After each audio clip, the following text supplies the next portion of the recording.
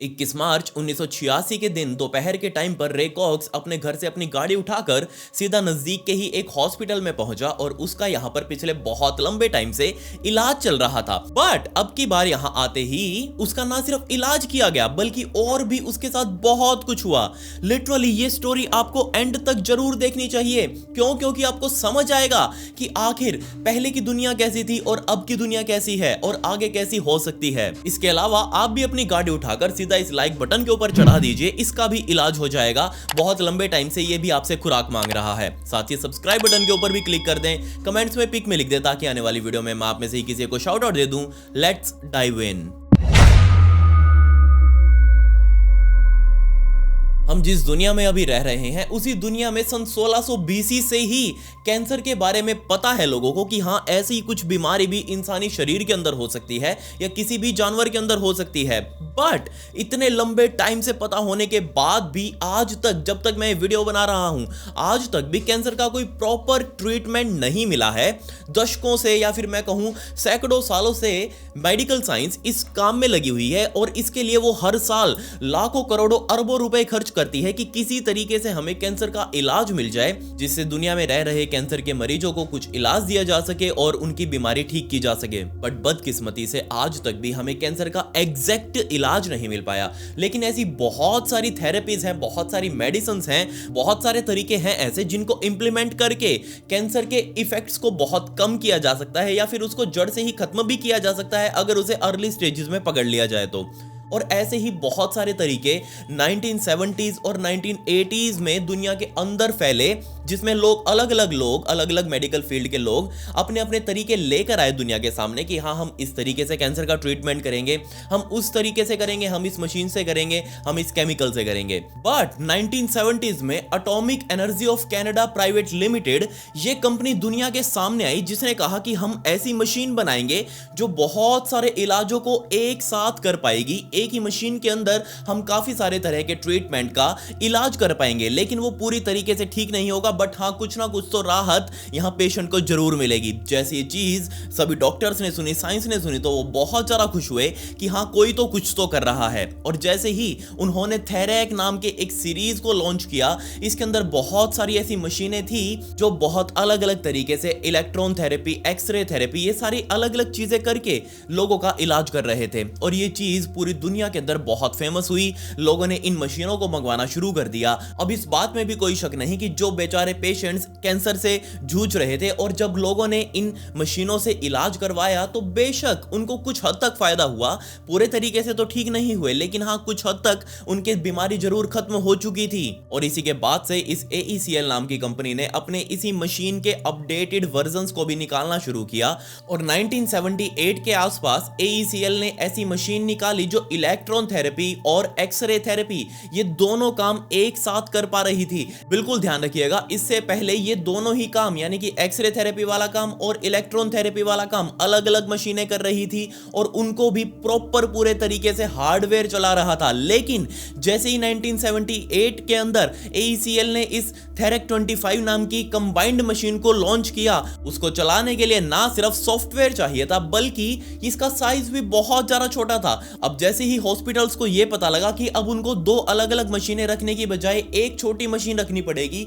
तो सभी ने इसी मशीन को खरीदना शुरू कर दिया और अलग अलग हॉस्पिटल्स के अंदर ये थेरैक 25 नाम की मशीन सेटअप की जा चुकी थी। अब दिन ऐसे ही निकलते गए, पूरी दुनिया के अंदर लोग इसी तरह की मशीनों से अपना इलाज करवा रहे थे। कुछ हद तक उनको आराम मिल रहा था, कुछ हद तक आराम नहीं भी मिल रहा था। दिन आ चुका था 21 मार्च 1986 का, जब सुबह सुबह उठते ही टेक्सास में रहने वाला रे कॉक्स उसको याद आया कि आज तो उसे अपने रेडिएशन डोज की थेरेपी लेने के लिए हॉस्पिटल जाना है। और जैसे ही उसने घड़ी के अंदर टाइम देखा, उसको महसूस हो चुका था कि हाँ वो पहले ही बहुत ज्यादा लेट है। वो तुरंत अपने किचन के अंदर गया, अपना नाश्ता बनाया। अब क्योंकि वो अपने परिवार से अलग रह रहा था तो अपने परिवार वालों को उसने उस टाइम पर फोन करके बता दिया कि आज वो रेडिएशन डोज लेने के लिए सीधा हॉस्पिटल जाने वाला है और उसके बाद ही आकर वो तुमसे बात करेगा। मैं अभी खाना वाना बना रहा हूं, खाना वाना बना के नहा धो के सीधा निकल जाऊंगा और वापस आके ही बात करूंगा। ये फोन रखकर, नहा धोकर, कपड़े पहनकर अब यहां से निकलकर वो सीधा गाड़ी चलाते हुए north east Texas cancer research institute में जा पहुंचा। अब जैसे ही रे कॉक्स ने इस हॉस्पिटल के अंदर अपनी गाड़ी पार्क की, उसको रास्ते ढूंढने की जरूरत नहीं थी। क्योंकि रे कॉक्स पहली बार इस हॉस्पिटल में नहीं आ रहा था, वो पहले भी अपनी रेडिएशन की डोज ले लेकर यहाँ से अपना इलाज उसका चल रहा था। अब जैसे उसने गाड़ी पार्क की, उसको पता था कि आखिर उसे कहाँ जाना है। वो सीधा रेडियोलॉजी डिपार्टमेंट में गया, वहाँ जाकर अपनी फाइल दिखाई डॉक्टर्स को कि आज मेरा ट्रीटमेंट डे है और मुझे आज रेडिएशन डोज चाहिए है, आप तुरंत लगा दें। वहाँ पर बैठी हुई रिसेप्शनिस्ट ने उसका नंबर लगाया कि हाँ, आपको इतनी देर वेट करना पड़ेगा, आप जाकर आराम से बैठ जाइए और जैसे ही डॉक्टर आएंगे मैं आपको बुला लूंगी। रे कॉक्स ये सुनकर अपनी फाइल लेकर आराम से वहाँ वेटिंग एरिया में बैठ चुका था और वेट कर रहा था कि कब उसका नंबर आए। असल में तकरीबन 3 सालों पहले रे कॉक्स को कमर के अंदर बहुत भयंकर दर्द महसूस हुआ जब वो घर पर ही मौजूद था, और जैसे ये चीज़ जाकर उसने अपने परिवार को बताई तो उसका परिवार उसको हर हॉस्पिटल में ले लेकर घूमा ताकि ये पता लगाया जा सके कि आखिर उसको ये कमर दर्द क्यों हो रहा है। क्योंकि वो किसी भी हड्डियों वाले डॉक्टर के पास जाते तो वो उसकी जांच करते, एक्सरे वगैरह करते, MRIs वगैरह करते, वो सारा कुछ उसका नॉर्मल आ रहा था, उसको पता ही नहीं लग पा रहा था कि आखिर उसकी कमर में दर्द क्यों है। तब जाकर जब उसका कैंसर के लिए टेस्ट किए गए, उसमें सामने आया कि उसके तो कमर में पीछे ट्यूमर है और इस ट्यूमर की वजह से ही उसको ये दर्द हो रहा है, और ये ना सिर्फ जानलेवा है बल्कि ये बहुत ज्यादा दर्दनाक भी है। ये उसको जितने टाइम तक रहेगा उतने टाइम तक दर्द ही देता रहेगा। और उसके बाद से ही कैंसर के लिए मौजूद डॉक्टर्स ने उसे रेडिएशन टेक्नोलॉजी के बारे में बताया और इस रेडिएशन थेरेपी में बताया कि उसे टाइम टू टाइम 190, 160, 180 के आसपास की ये रेडिएशन डोजेज लेनी पड़ेंगी अपनी कमर के ऊपर, जिससे ट्यूमर अपने आप अंदर ही जल जाएगा या फिर अंदर ही अंदर खत्म हो जाएगा। और उसके बाद से ही रे कॉक्स ऐसी बहुत सारी मशीनों से अपनी रेडिएशन की डोजेज लेता आया था और आज भी उसे एक नई डोज मिलने वाली थी। खैर वेट करते करते रिसेप्शनिस्ट ने उसका नाम चिल्लाया और अपना नाम सुनते ही रे कॉक्स तुरंत अपनी फाइल लेकर हाथ में खड़ा हुआ कि हाँ जी बाबूजी, मैं ही हूँ रे कॉक्स, बताइए। मैडम ने उसको रास्ता दिखाया कि आप तुरंत उस रूम में चले जाइए, वहां पर जो मशीन की ऑपरेटर है वो आपकी वेट कर रही है और वही आपको रेडिएशन की डोजेज देगी। रे कॉक्स ने कहा कोई दिक्कत नहीं है, मैं अभी जाता हूं। खैर वहां जाकर सीधा उसने दरवाजा खटखटाया उस ऑपरेटिंग रूम का जिसके अंदर ये थेरेक 25 रखी हुई थी और उसी के अंदर वो ऑपरेटर भी बैठी थी। खैर दरवाजा खटखटाते उस ऑपरेटर ने दरवाजा खोला, रे कॉक्स अंदर गया, अपनी फाइल उस ऑपरेटर को दिखाई। ऑपरेटर ने उसकी फाइल को देखकर पढ़कर अपने काउंटर पर ही रखा और कहा कि जाकर आप इस थेरेक 25 के नीचे मौजूद स्ट्रेचर के ऊपर उल्टे लेट जाइए, मतलब कि आपकी कमर ऊपर और आपका पेट और सिर नीचे। अब आप यहां पर थोड़ा सा चीजों को समझने की कोशिश करिएगा। ऐसी मशीनें बेशक आपने थेरेक 25 नहीं देखी होगी, लेकिन ऐसी बहुत सारी मशीनें आपने हॉस्पिटल्स के अंदर कमरों के अंदर रखी हुई देखी होगी और आपको पता होगा कि उनका इंटरफेस कैसा होता है, वो कैसी दिखती हैं, उनको कैसे इस्तेमाल किया जाता है। बेशक आपने खुद ने इस्तेमाल ना की हो, लेकिन और लोग जो करते हैं उनको इस्तेमाल, जो उनके ऑपरेटर्स होते हैं, उनको जरूर आपने देखा होगा। एक एक्सरे का ही एग्जाम्पल ले लीजिए। एक्सरे मशीन के नीचे एक वो स्ट्रेचर होता है, उसके ऊपर एक्सरे मशीन, उसके साइड में एक दीवार बनाई जाती है टेम्परेरी, या तो लकड़ी की हो या फिर कंच की हो, किसी भी चीज की हो, दीवार बनाई जाती है ताकि जब भी एक्सरे का एक्सपोजर होगा उस टाइम पर जो ऑपरेटर है उसको कोई हानि ना हो इन एक्सरे से आने वाली किरणों से। इसीलिए ऐसे किसी भी मशीन वाले रूम के अंदर 2 सेक्शन बनाए जाते हैं जिसके अंदर से ऑपरेटर देख सके, लेकिन बीच में दीवार हो और उस मशीन को सही से ऑपरेट भी कर सके। और ऐसा ही कुछ बिल्कुल रे कॉक्स वाले केस में भी था। कमरे के बिल्कुल बीच में थेरेक 25 रखी गई थी और उसके आगे फिर एक लकड़ी की दीवार और उसके ऊपर एक छोटी सी शीशे की दीवार, ताकि ये ऑपरेटर देख सके कि आखिर ये मशीन क्या काम कर रही है और कर रही है तो सही कर रही है ना। और उसके पीछे खड़ी थी ये ऑपरेटर जो इस मशीन को चलाने वाली थी। खैर जैसे ही यहाँ रे कॉक्स ने उस फाइल को इस लेडी के पास सबमिट किया, वो तुरंत जाकर थेरेक 25 के स्ट्रेचर के ऊपर उल्टा लेट चुका था और जल्दी ही अब दूसरी तरफ, यानी कि इस छोटी सी दीवार की दूसरी तरफ, वो ऑपरेटर अपने कंप्यूटर में लग चुकी थी। अब क्योंकि ये मशीन पूरे तरीके से सॉफ्टवेयर से कंट्रोल की जा रही थी तो इस ऑपरेटर का काम सिर्फ दूर खड़े रहकर कमांड ही देना था।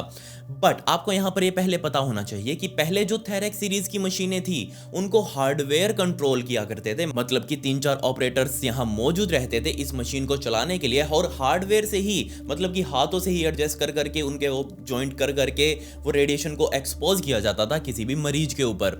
बट यहां पर अब सारा कुछ चीज ये सॉफ्टवेयर कर रहा था। अब जैसे ही उस ऑपरेटर ने उस कंप्यूटर के अंदर कमांड डालनी शुरू करी कि यहां पर इस मरीज को रेडिएशन डोज चाहिए है, लेकिन रे कॉक्स से पहले वाला मरीज जो आया था इस थेरेक 25 के नीचे, उसको एक्स रेडिएशन चाहिए थी, इसलिए पहले से ही ये सॉफ्टवेयर एक्स रेडिएशन के हिसाब से भरा हुआ था। और जैसे ही रे कॉक्स ने उसे बताया कि उसे इलेक्ट्रॉन थेरेपी चाहिए है, तो वो ऑपरेटर समझ चुकी थी कि उसे जहां जहां एक्स लिखा हुआ है इस सॉफ्टवेयर के अंदर, उस एक्स को हटाकर ई लिखना है, जिससे इलेक्ट्रॉन थेरेपी बन जाएगी।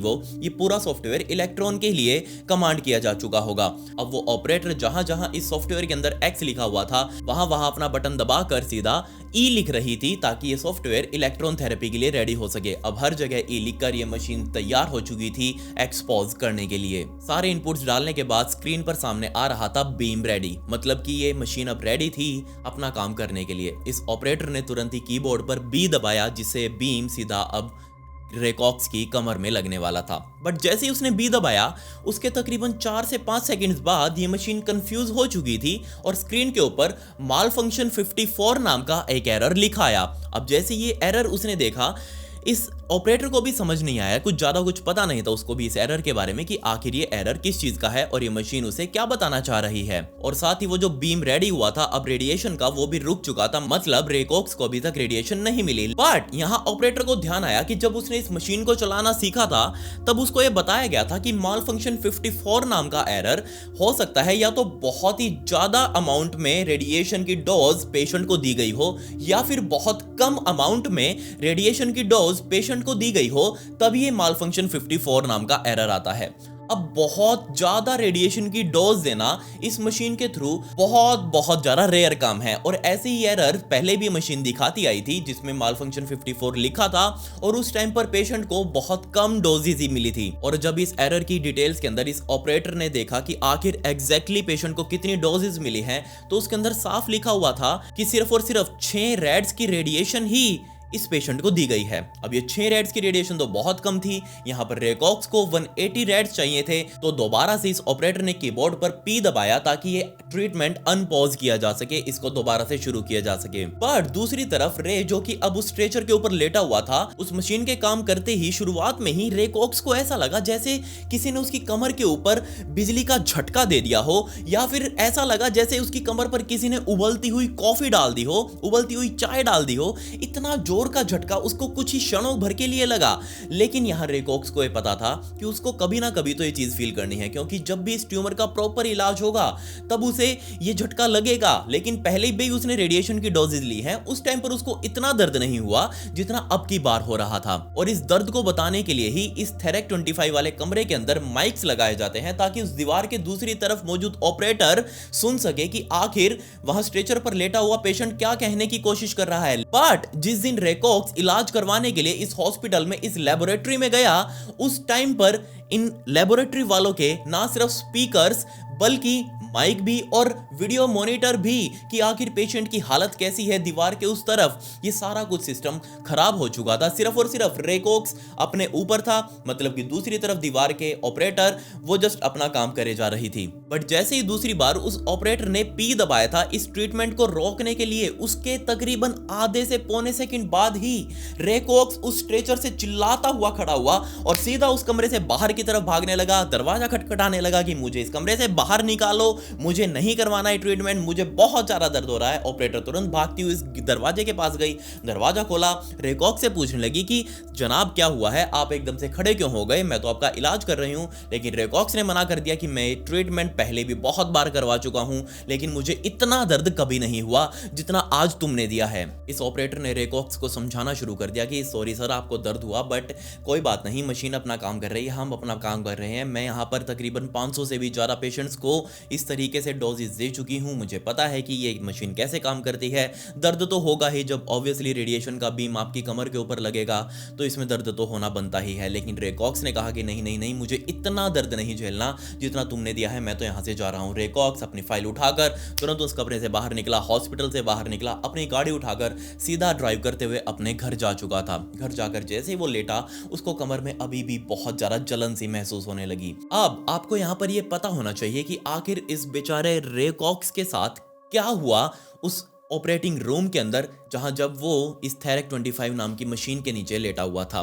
तो जब 1980s में और 1990s के अंदर सॉफ्टवेयर पहली बार दुनिया के सामने आए, तब लोगों को ज्यादा कुछ इसके बारे में पता ही नहीं था कि आखिर ये सॉफ्टवेयर नाम की बीमारी क्या है और इसको कैसे बनाते हैं, कैसे चलाते हैं। बस दुनिया को ये पता था कि हाँ, कुछ तो है सॉफ्टवेयर के जैसा जो मशीनों को हैंडल कर सकता है। और उस टाइम पर दुनिया के अंदर ये बहुत ही बड़ी गलतफहमी थी कि अगर कोई एक बार सॉफ्टवेयर बना दिया गया और उस सॉफ्टवेयर को किसी मशीन के अंदर डाल दिया गया, तो वो सॉफ्टवेयर हमेशा के लिए, जिंदगी भर के लिए अपना काम करता रहेगा। एक बार अगर उसको लिख दिया गया, जिस काम के लिए उसको लिखा गया है, तो वो काम हमेशा चलता रहेगा, वो कभी फेल नहीं हो सकता। Bugs left the chat। और यहाँ पर सोच कर देखिए, इस थेरेक 25 को भी जब AECL ने बनाया, उस टाइम पर प्रोग्रामर्स की यानी कि सॉफ्टवेयर कोडर्स की इतनी ज्यादा भयंकर कमी हुआ करती थी कि इतनी बड़ी एटॉमिक एनर्जी की कंपनी ने भी सिर्फ एक प्रोग्रामर को हायर किया ताकि वो इस थेरेक 25 के लिए कोड को लिखवा सके। और जैसे ही उस सॉफ्टवेयर इंजीनियर ने वो सॉफ्टवेयर बनाया और इस थेरेक 25 के अंदर डाला, उसने अपने हिसाब से पूरे तरीके से अपना कंफर्ट देखते हुए इस सॉफ्टवेयर को डिजाइन किया था। इस सॉफ्टवेयर को जैसे ही उसने इसके अंदर डाला, पूरे तरीके से मशीन काम भी करने लगी। लेकिन साथ ही इस AECL ने यानी कि कंपनी ने थेरेक 25 को हार्डवेयर मोड के ऊपर चलाने का भी ऑप्शन दिया था। मतलब कि अगर कभी सॉफ्टवेयर काम ना करे या फिर कोई दिक्कत आ जाए सॉफ्टवेयर के अंदर, तो वो हार्डवेयर में भी इस मशीन को चला सके। अब यहां पर जैसे ही दुनिया की बड़ी बड़ी मेडिकल संस्थाओं ने AECL से जवाब मांगा कि आपने आखिर इस मशीन को तैयार करने के बाद कितने घंटों की टेस्टिंग इसके ऊपर की है, तब यहाँ AECL ने अपने रिप्लाई में कहा कि हमने इस मशीन को तकरीबन 2700 घंटों तक टेस्ट किया है। जैसे ये चीज संस्थाओं ने सुनी, सभी ने उसको सर्टिफिकेट दे दिया कि हाँ ये मशीन तो ओके है और ये पूरी दुनिया के अंदर डिस्ट्रीब्यूट की जा सकती है। पूरी दुनिया के अंदर ये मशीन पहुंच चुकी थी, लेकिन किसी को भी ये नहीं पता था कि ये 2700 घंटे तक टेस्ट तो की गई है, बट हार्डवेयर के ऊपर, मतलब कि अलग अलग लोग इसको हार्डवेयर से ही मशीन को चला रहे थे। सॉफ्टवेयर के ऊपर जब से इसको डाला गया, उसके 1 घंटे बाद तक भी इसको टेस्ट नहीं किया गया। जस्ट इस AECL के मालिकों ने थेरेक 25 के प्रोग्रामर को बुलाया, इसके अंदर सॉफ्टवेयर डलवाया, अपनी आंखों के सामने मशीन को ऑन करवा कर देखा, बात खत्म। यहीं पर टेस्टिंग पूरी हो चुकी थी, मशीन पास हो चुकी थी। तो अब यहां पर आपको एग्जैक्टली समझना होगा कि आखिर इस कमरे के अंदर रे कॉक्स के साथ क्या हुआ। तो जैसे ही रे कॉक्स इस स्ट्रेचर के ऊपर जाकर लेटा, उस ऑपरेटर ने वहां पर बीम के अंदर, बीम टाइप के अंदर E लिखा, यानी कि इलेक्ट्रॉन टाइप रेडिएशन लिखा। लेकिन आपको याद होगा कि उससे पहले सॉफ्टवेयर के अंदर एक्स रेडिएशन लिखा हुआ था, मतलब कि पहले वाले पेशेंट्स के लिए एक्सरे थेरेपी की गई थी। अब इस एक्सरे थेरेपी के लिए ही ये मशीन रेडी थी, लेकिन एक्स को बदलकर जैसे ही ई लिखा गया, मतलब कि इलेक्ट्रॉन थेरेपी को रेडी किया गया, इस इलेक्ट्रॉन थेरेपी को रेडी होने में एक्स को बदलकर ई लिखने में तकरीबन 8 सेकंड का टाइम ये मशीन लेने वाली थी। और ऐसा इसलिए क्योंकि इस मशीन के अंदर बीम्स के आगे लोहे के बहुत मोटे मोटे पैडल्स लगाए गए थे, जो सिर्फ और सिर्फ चुंबक यानी कि मैग्नेट से ही काम कर रहे थे। और जैसे ही एक्स को बदलकर ई को रेडी किया गया, मतलब कि इस सॉफ्टवेयर ने ये बताया मशीन को कि एक्स वाले बीम को तो हटा दो, ई वाले बीम को रेडी करो। एक्स वाले बीम के आगे अब लोहे की चुंबक 8 सेकंड तक धीरे धीरे चलकर सीधा इस बीम के आगे आने वाली थी, ताकि जब इस मशीन को चलाया जाए उस टाइम पर ये एक्स वाला बीम अपनी रेज को नीचे फेंक ही ना पाए, नीचे चुंबक अड़ जाए उसको और उसको रोक ले नीचे जाने से। अब दूसरी तरफ ई वाला बीम यानी कि इलेक्ट्रॉन वाला बीम रेडी हो चुका था अब यहां पर अपनी रेडिएशन को फेंकने के लिए। बट यहां पर ऐसा कुछ हुआ ही नहीं, क्योंकि वो ऑपरेटर बहुत ज्यादा स्किल्ड थी अपने आप के अंदर। उसकी स्पीड बनी हुई थी इस कीबोर्ड के ऊपर कि कौन सा बटन कब दबाना है, तुरंत दबाओ और सीधा बीम रेडी हो चुका था। और यहां पर फाइनली अब पेशेंट को बीम दिया जाना था। लेकिन अब क्योंकि वो बहुत ज्यादा स्किल्ड थी, उसने 8 सेकंड तक का इंतजार ही नहीं किया हर जगह एक्स को बदलकर ई लिखने में। अब जैसे ही वो ई लिखती गई, वो चुंबक बीच में ही अटक चुकी थी। मतलब कि उस सॉफ्टवेयर को समझ ही नहीं आया कि ये नारी आखिर करना क्या चाह रही है। सॉफ्टवेयर हैंग हो चुका था अंदर ही अंदर, और उसी की वजह से वो माल फंक्शन 54 का एरर अभी स्क्रीन के ऊपर शो कर रहा था। बट यहां पर ये सारी कुछ चीजें इस ऑपरेटर को पता ही नहीं थी। वो चुंबक बीच में रुक चुकी थी, इलेक्ट्रॉन वाला बीम भी रेडी हो गया और एक्सरे थेरेपी वाला बीम भी अब रेडी हो चुका था। उन दोनों के आगे ही चुंबक हट चुकी थी, वो चुंबक बीच में ही फंसी हुई थी। अभी असल में ना सिर्फ ये मशीन बल्कि अब रे कॉक्स भी रेस कंडीशन के अंदर फंस चुका था। अब आप कहेंगे कि रेस कंडीशन क्या होती है, तो जैसे ही ये बीम्स के अंदर इनपुट डाली गई कि रे कॉक्स को 180 रेड्स की रेडिएशन देनी है, अब वो 180 रेड्स तो सारों ने छोड़ दिया। अब ये मशीन अपने आप ही अपनी खुद की तरफ से डाटा उठाने लगी। अब ये डाटा ही था जो रेस लगाकर सबसे पहले जिस बीम के पास पहुंचता, वो बीम उतनी जल्दी ही अपना काम करने वाला था। मतलब कि ये डाटा अगर पहले इलेक्ट्रॉन वाले बीम के पास पहुंच जाता तो इलेक्ट्रॉन अपनी रेडिएशन नीचे फेंक देता, और उससे पहले अगर एक्सरे वाले बीम के पास पहुंच जाता तो एक्सरे अपनी रेडिएशन नीचे फेंक देता। और बदकिस्मती से यहां यही हुआ, ये डाटा पहले सीधा एक्सरे वाले बीम के पास गया, और क्योंकि उसके आगे अब कोई चुंबक अड़ी नहीं हुई थी, वो बीम ऑन हुआ और सीधा नीचे लेटे हुए एक्सरे की कमर के ऊपर जाकर लगा। और यहाँ ना सिर्फ एक्सरे ने अपना काम किया और सबसे हाईएस्ट डोजेस पर किया, बल्कि दूसरी तरफ इलेक्ट्रॉन बीम भी अब रेडी था और उसने भी अपना काम किया। और ना सिर्फ काम किया बल्कि मैक्सिमम डोजेस के ऊपर काम किया। जहां रे को सिर्फ और सिर्फ 180 रेड्स की रेडिएशन दी जानी थी, वहीं रे को तकरीबन 25,000 रेड्स की रेडिएशन दी गई इस मशीन के द्वारा। और उसी की वजह से उसको ऐसा लगा जैसे उसकी कमर के ऊपर किसी ने जलती हुई कॉफी डाल दी हो। क्यों? क्योंकि 25,000 रेड्स की रेडिएशन। सोच कर देखिए आप, एक आम इंसान के लिए हर साल, मैं आपको एक आंकड़ा बताऊं, हर साल तकरीबन 60 से 70 रेड्स की रेडिएशन ही बहुत होती है। अगर 60 से 70 रेड्स की रेडिएशन हम चलते फिरते ले लें तो वो हमारे शरीर के लिए घातक नहीं है, लेकिन अगर इससे ज़्यादा मिल जाए हमें तो वो हमारे शरीर को नुकसान ही पहुंचाएगी, चाहे किसी तरीके से क्यों ना पहुंचाए। और यहाँ पर तो सोच कर देखिए आप, कुछ मोमेंट्स के अंदर ही यहाँ बेचारे रे कोक्स की कमर के ऊपर 25,000 रेड्स की रेडिएशन इलेक्ट्रॉन थेरेपी के रूप में मिल चुकी थी। और प्लस में एक्सरे बीम भी तो अब रेडी था, उसने भी अपना काम किया मैक्सिमम। और एक्सरे बीम के अंदर से भी मैक्सिमम रेडिएशन निकली और वो भी सीधा जाकर बेचारे रे कॉक्स की कमर पर लगी। जबकि इससे पहले थेरेक की जो मशीनें बनाई गई थी उनके अंदर हार्डवेयर इंटरलॉक्स लगाए गए थे ताकि इस तरीके की कंडीशन कभी भी पैदा ना हो। हार्डवेयर इंटरलॉक्स में ऑपरेटर खुद जाकर मशीन के अंदर वो लॉक्स लगाता, वो चुंबक लगाया करता था बीम के आगे, ताकि ये वाला बीम काम ही ना करे। और दूसरी तरफ वो जो बीम काम करेगा उसके आगे भी अलग अलग टाइप के फिल्टर्स लगाए जाते थे ताकि नीचे निकलने वाली रेडिएशन जितनी चाहिए हो पेशेंट को उतनी ही निकले। लेकिन अब क्योंकि मशीन को सस्ता बनाया जाना था, कॉम्पैक्ट बनाया जाना था, इसके अंदर से सारे के सारे हार्डवेयर इंटरलॉक्स और वो फिल्टर्स वगैरह निकाल लिए गए। अब क्योंकि ये मशीन पूरे तरीके से सॉफ्टवेयर के ऊपर काम करने वाली थी, लेकिन यहाँ तो सॉफ्टवेयर दगाबाज निकला। दूसरी तरफ जैसे ही रे कॉक्स अपने घर पर पहुंचा, उसको कमर के अंदर बहुत भयंकर जलन महसूस हो रही थी। वो बार बार अपने बेड से उठने की कोशिश कर रहा था, लेकिन उसकी कमर से उसे हिला ही नहीं गया। उसको समझ नहीं आया कि आखिर उसके साथ क्या हो रहा है। और दूसरी तरफ जब उसने हॉस्पिटल में फोन करके पूछा कि मेरी कमर अभी भी बहुत ज्यादा अकड़ रही है, मैं अभी इलेक्ट्रॉन थेरेपी तुमसे करवा के गया हूं, लेकिन मुझे बहुत ज्यादा जलन महसूस हो रही है, लेकिन यहां पर इसका जवाब हॉस्पिटल वालों के पास था ही नहीं कि आखिर रे कॉक्स के साथ क्या हुआ है, क्योंकि उनको खुद नहीं पता था। दूसरी तरफ रे कॉक्स जैसे ही अगले दिन सुबह सुबह अपने बिस्तर में उठा, उसने उठने की कोशिश करी, लेकिन उससे बेड से नीचे ही नहीं उतरा गया। उसने बेड पर लेटे लेटे ही लैंडलाइन से अपने परिवार वालों को फोन किया, अपने घर पर बुलाया कि मेरी मदद करो आके, मेरी हालत बहुत ज़्यादा खराब होती जा रही है। जैसे उसके परिवार वाले पहुंचे, उन सभी ने मिलकर रे कॉक्स को खड़ा किया, उसकी कमर के ऊपर से वो टी शर्ट हटाई और देखने लगे कि आखिर कमर में क्या दिक्कत है।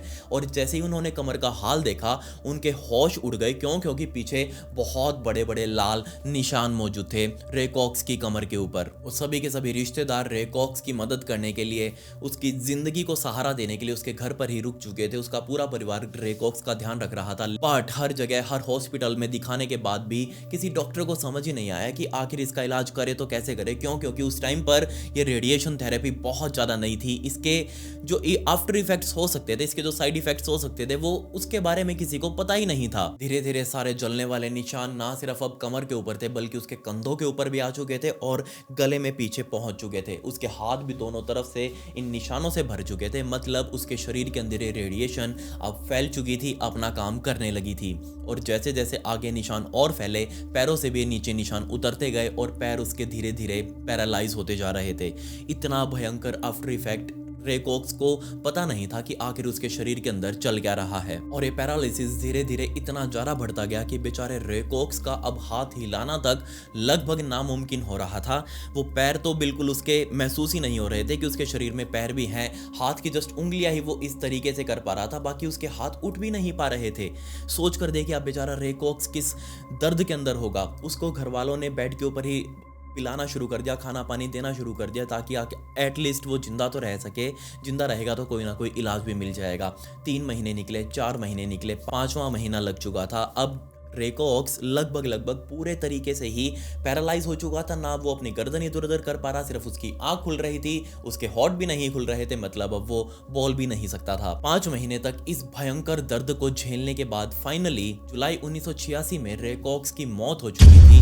वो इस दुनिया से जा चुका था इस रेडिएशन डोजेस की वजह से। बाद में जब लोगों ने इसके ऊपर स्टडी किया कि आखिर इस मशीन के साथ क्या गलती हुई, तब लोगों को पता चला कि आखिर रेडिएशन की डोजेस इतनी ज़्यादा ओवरडोज हुई कि उन्होंने इस कैंसर को खत्म करने की बजाय रेकॉक्स के शरीर के अंदर कैंसर को और बढ़ावा दे दिया। 1985 से लेकर 1987 तक 2 सालों के अंदर ही इस थेरेक 25 से सिर्फ इसी मशीन के वजह से, जो मशीनें टेक्सास कैंसर इंस्टीट्यूट के अंदर रखी हुई थी, इसी मशीन की वजह से 6 लोगों की टोटल जान गई। मतलब कि रेकॉक्स के अलावा 5 और ऐसे बदकिस्मत मरीज थे जो अपना इलाज करवाने आए थे, लेकिन इन सॉफ्टवेयर की गलती की वजह से उनके शरीर के ऊपर भयंकर रेडिएशन की डोजेज लगी और उसी की वजह से उनकी आने वाले कुछ ही महीनों में जान चली गई। मुझे तो ये अभी तक समझ नहीं आया कि आखिर उस टाइम के लोग इन सॉफ्टवेयर्स के ऊपर इतने ज़्यादा डिपेंडेबल कैसे हो चुके थे।